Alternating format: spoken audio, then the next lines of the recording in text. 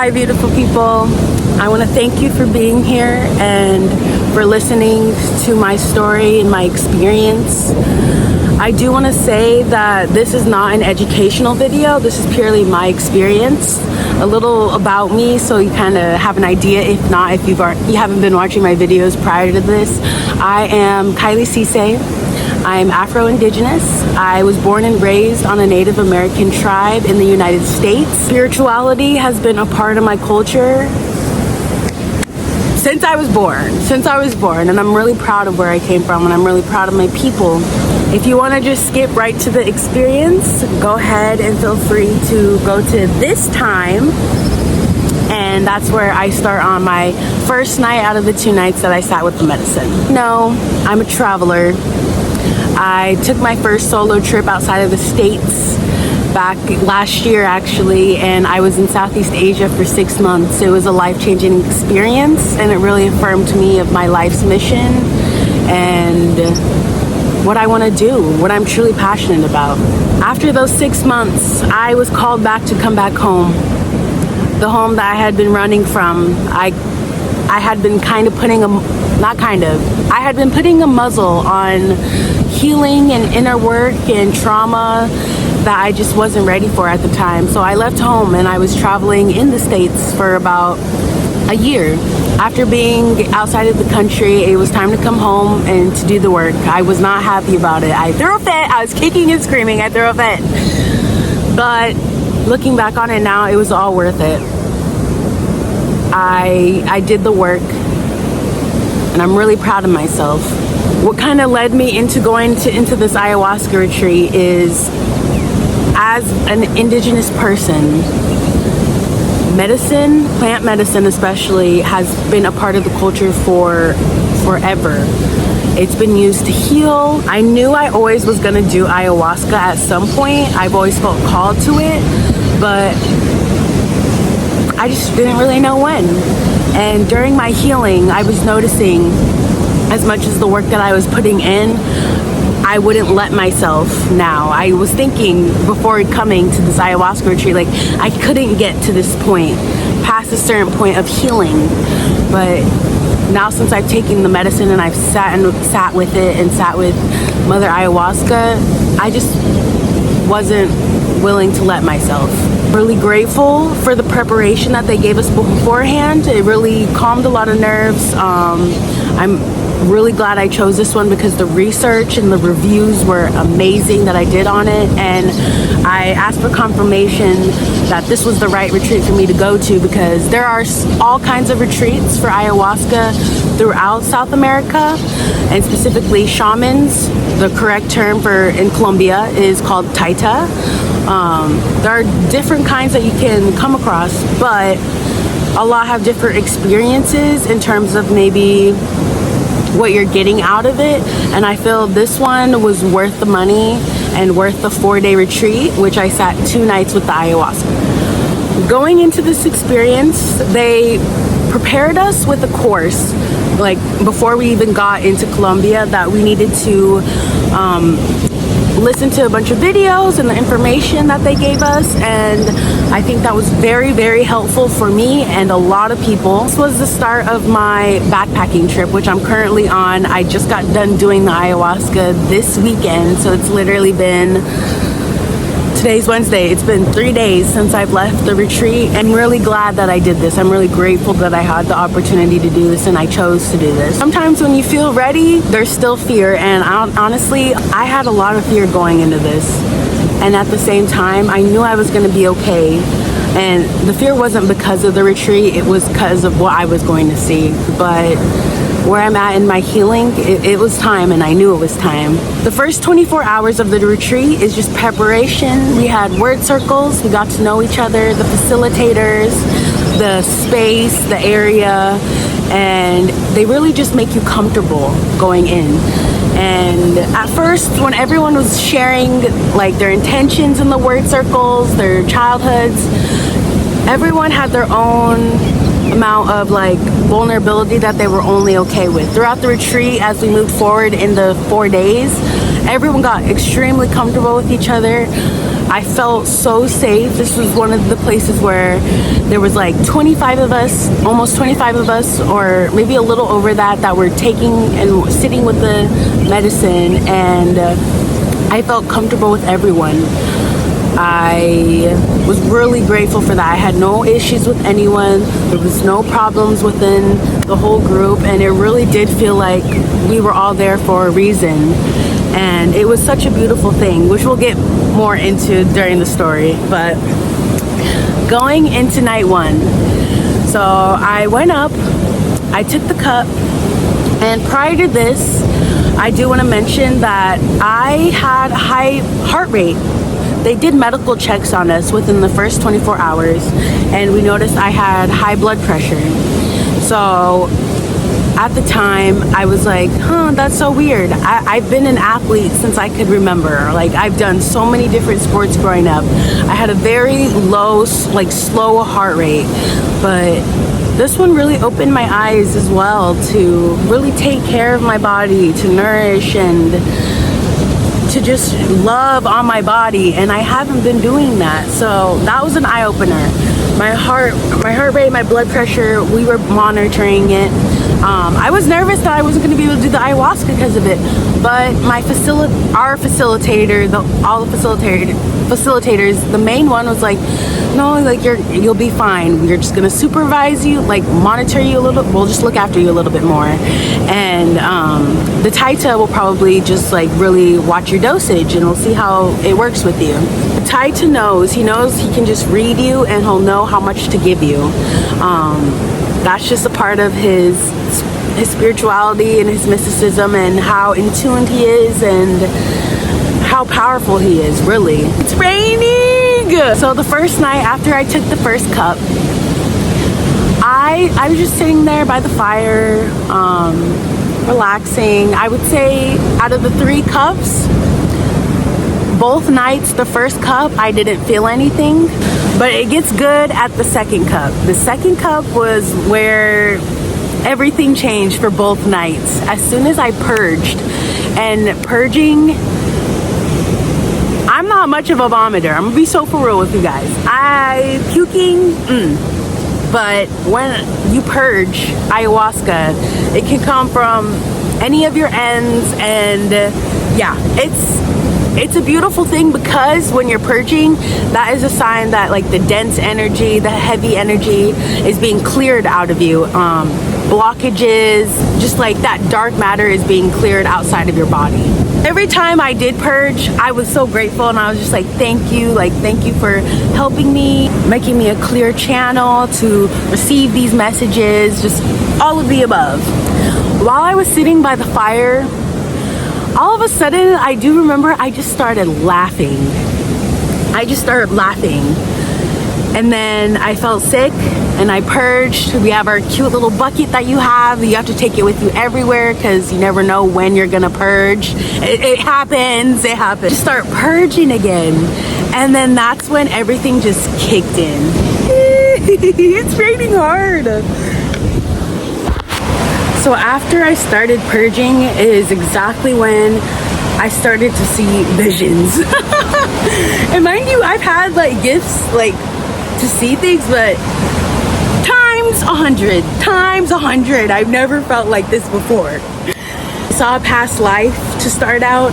I remember looking out into the trees after standing up and getting up from the fire when I was purging and done with that.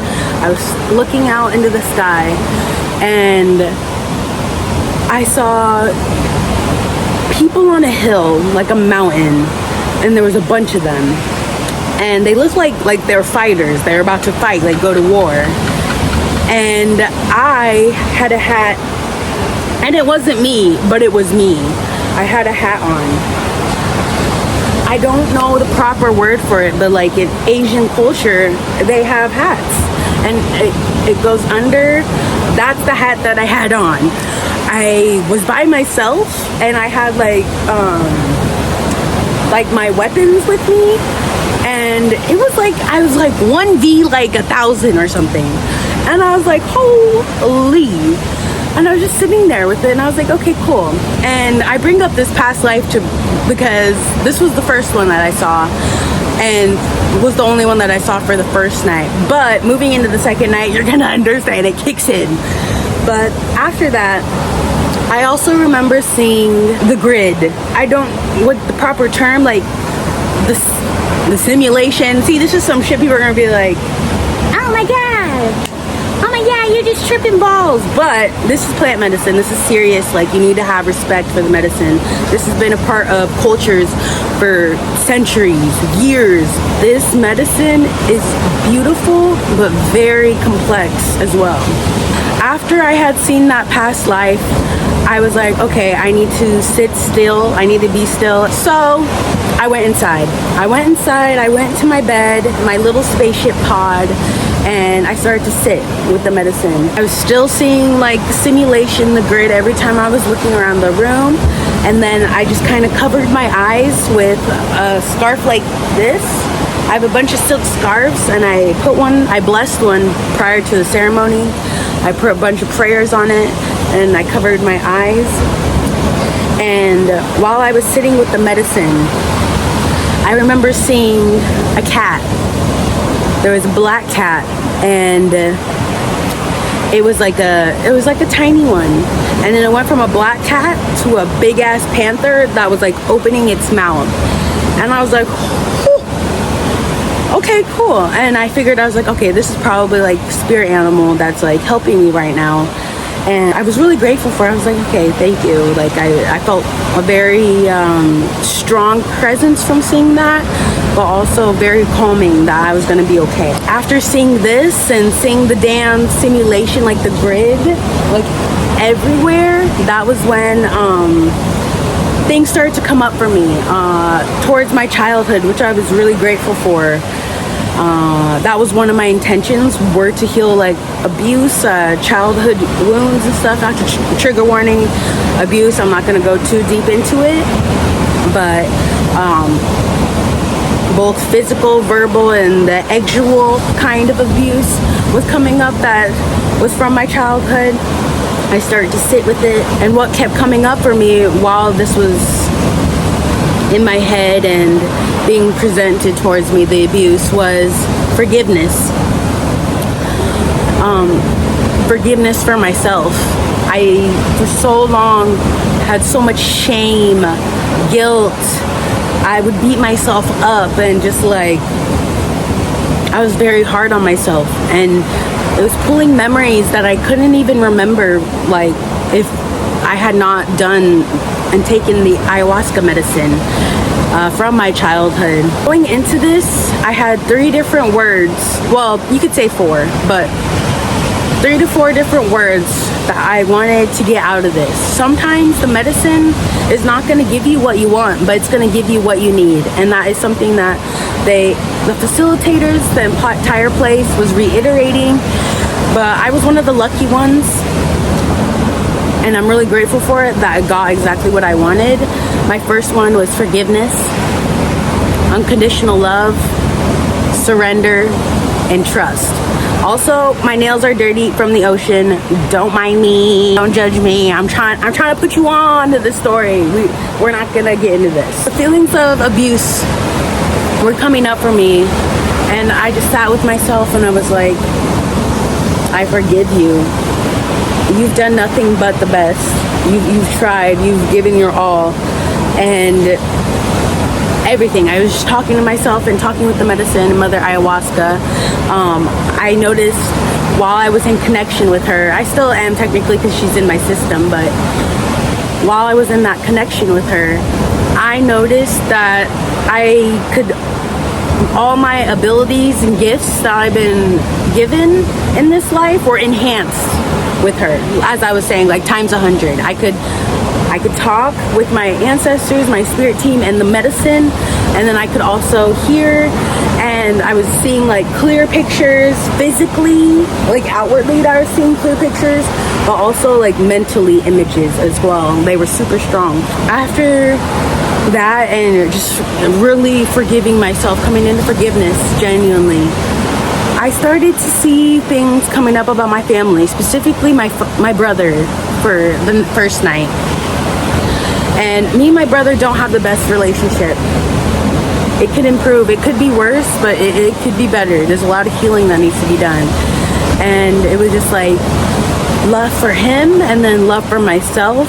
Forgiveness was mainly what was reiterated to me for the entire first night. And while the Taita was playing music, it was so beautiful. Like the music like calls you in, and it felt like it was just like helping us purge, helping everything become even more enhanced. The music, like it was like he was like guiding us, and it was just so beautiful. I was sitting there with so much gratitude for him and everyone that was there and everyone who decided to take this journey, because it's such a beautiful thing when you are serious and you show so much respect for the medicine and you want to do the healing. Having all of us there, I can't even describe like the feeling of how beautiful it was. While he was playing the music, I decided to go up there, go to the little stage where they said, yeah, you can dance here if you're feeling dance, if you feel called to dance and work with the medicine and the energy that's going through you, do it. So I sat up there. I still felt incredibly sick.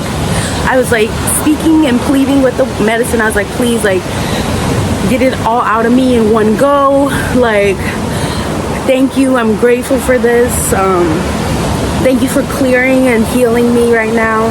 And so I went up there, had my bucket with me. I was like, la la la la. And I just sat there. I sat there listening, feeling the music, and I felt so sick, and I stood up.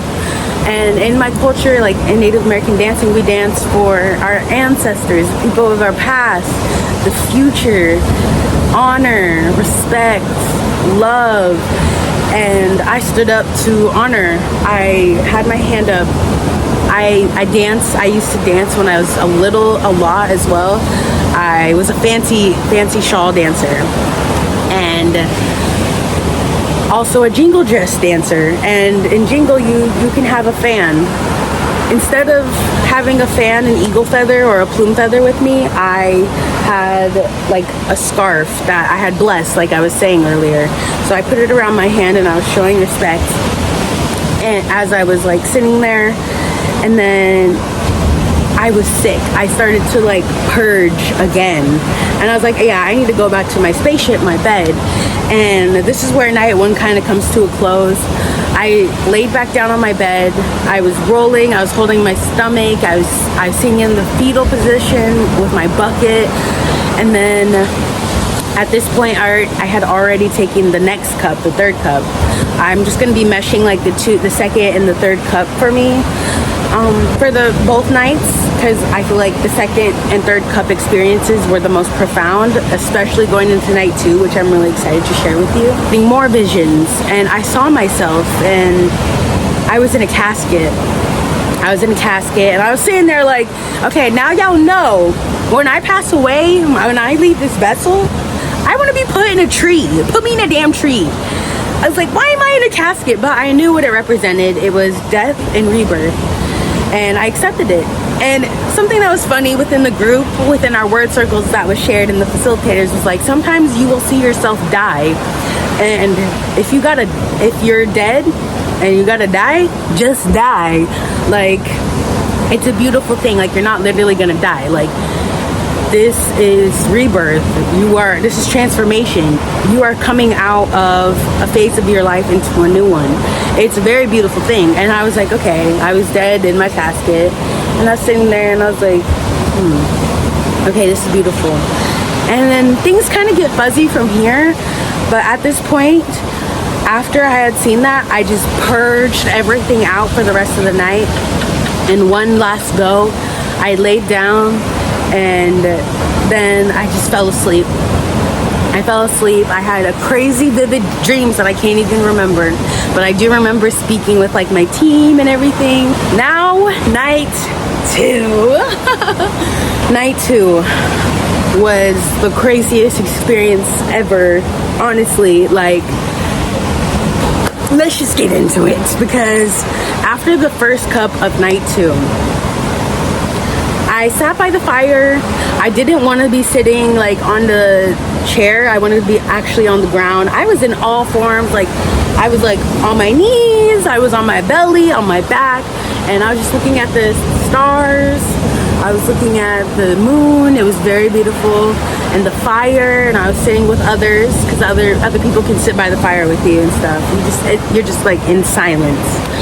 And as I'm like talking about it, it's like I can like taste it and smell it again. Oh my god. Okay.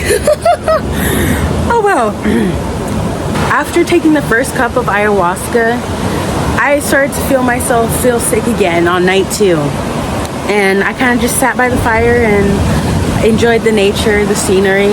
I was sitting there and just really like, hit me with your best shot. And that was the whole thing that I was like telling in the most respectful way. Hit me with your best shot. With the medicine was literally what I was speaking to her. I was like, hit me with your best shot. I mean this in the most respectful way. Anything that I need to clear, anything that I need to know, please just bring it to me right now, in order, if it's gonna help me to like, in order to move forward in my life and my dreams and in pursuit of what I want and everything. So I was really grateful, because she rocked she rocked. She came in swinging. Thank you, mother. Thank you, mother. She ate. I purged again by the fire, and it was time for the second cup already. And I was like, okay, hell yeah, let's do this. Second cup. Right away, I needed to purge. I went back to the fire. I started puking and stuff. And then it hit me again. It hit me again after that. And I had made a bunch of friends, a bunch of people that I'm really grateful to be connected with at this retreat. And one of them that I'm like close with, he was sitting like maybe like one chair. There's one chair between us. And I stood up, I looked around, and I was like, ah, shit. And he looked at me, and he had only taken 1 cup the second night. He only took 1 cup. He was just relaxing by the fire, like he was cognizant. You could probably tell he was like doing some internal work mentally. But that was about it. He looked at me, and he just smiled, and he turned his head, and I was like, yeah, he knows. He knows my shit's about to get rocked. And so I got up, I got my ass up, and I walked back, because then the music started going, and I was like, it's time to dance. And I was like, oh my gosh. It was like we were being called up by the Taita with his music. It was so beautiful. And then I didn't want to dance at first, and then I just remember hearing like, dance, like not actually, but like they're like, dance, like get up, like come on, move your body. To get up. And then I sat back down, because I could feel myself trying to like restrict myself. And so then I sat down for a second, and then I was just sitting there, and then I sat and I was just listening to the music, looking at everyone who was starting to sit down around me, and I started to cry. I bawled, and I couldn't stop. And they tell you, like, if you laugh, if you cry, if anything comes up, strong emotions, let it out. Have no shame, let it out. Like, it's being brought up for a reason. I started just bawling, and then all of a sudden I felt like in my heart, it just like bursted open, like a sensation that I've never ever felt in my life before.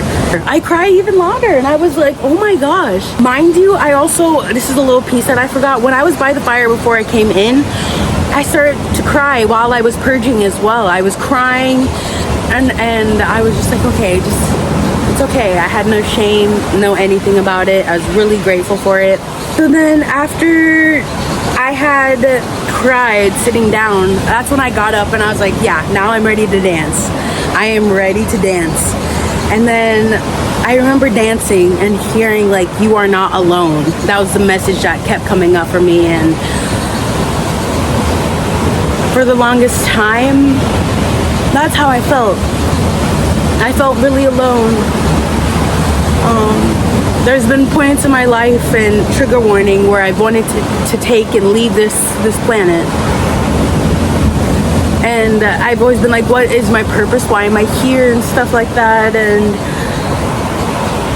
having a low sense of self-worth, and yeah, I needed to hear that message. It was, you are not alone. And while I was dancing, I had my scarf with me both nights that I blessed, and I just started dancing, and it was pink, and I started dancing, and then I started to see my ancestors dancing around me. I was so grateful. I started to see my ancestors dance around me, and it was like I was like, I'm so happy to see you guys again, old friends.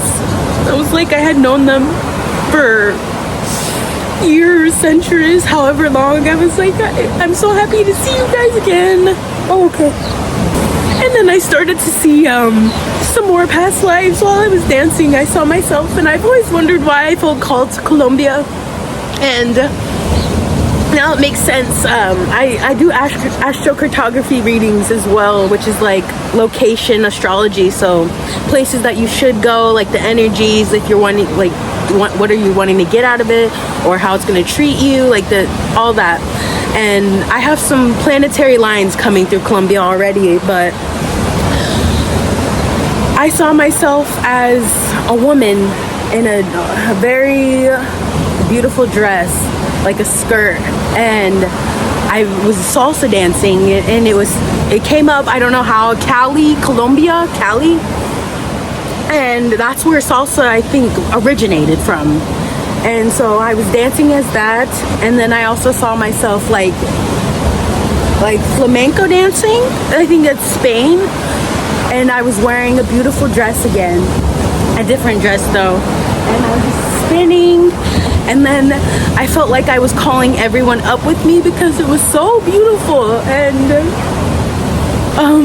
the people that were there with me, who I shared this experience with, they started to all stand up, and it was like come join me, along with like my ancestors and stuff, and even the music team, the Taita, and all of them who were playing music.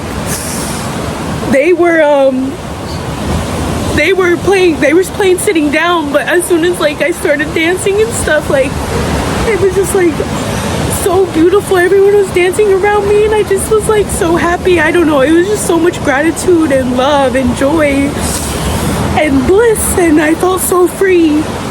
Especially like I opened my heart chakra, which I've struggled with for a very long time.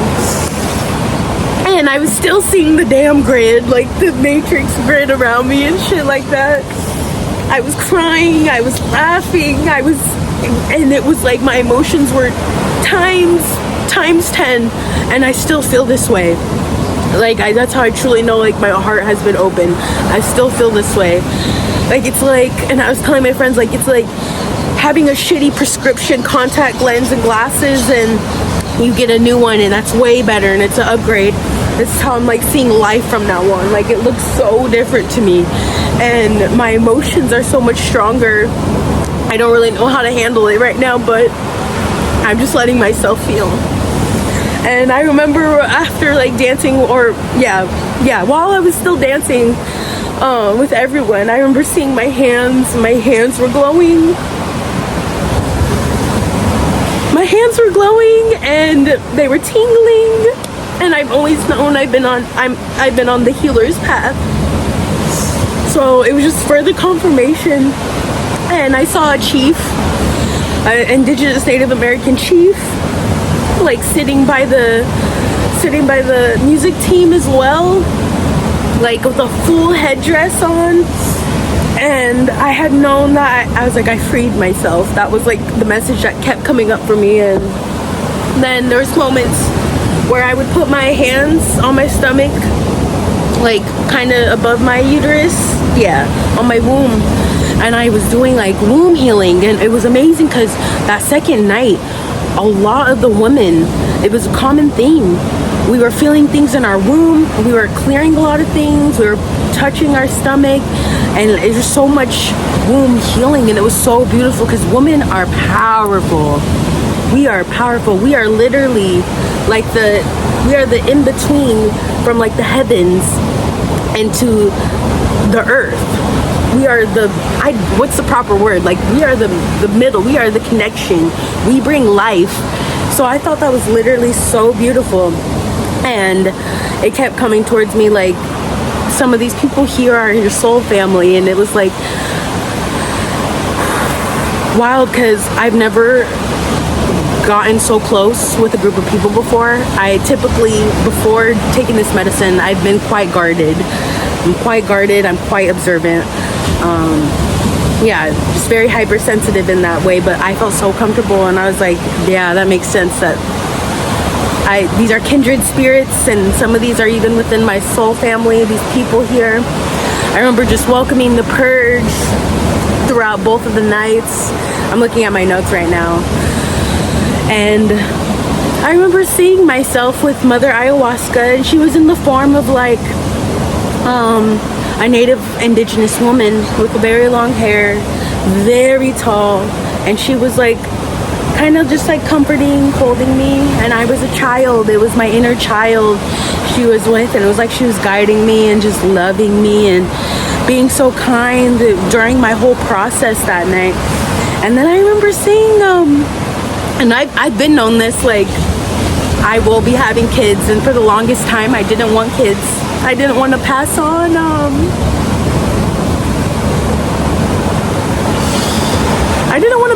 generational trauma.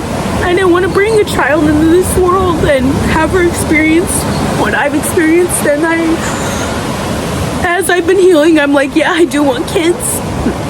I do want kids. Not right now, but I do want kids. And I've been known, it's come up for me in like insights and stuff, that I have a little spirit baby girl with me, a little baby girl, and it was like she was there with me for a quick second. While I was dancing, it was like after seeing Mother Ayahuasca with me, then it was like me with her, and it was like I was holding her hand on my right side, and I just felt so much love and just like support, like I'm here.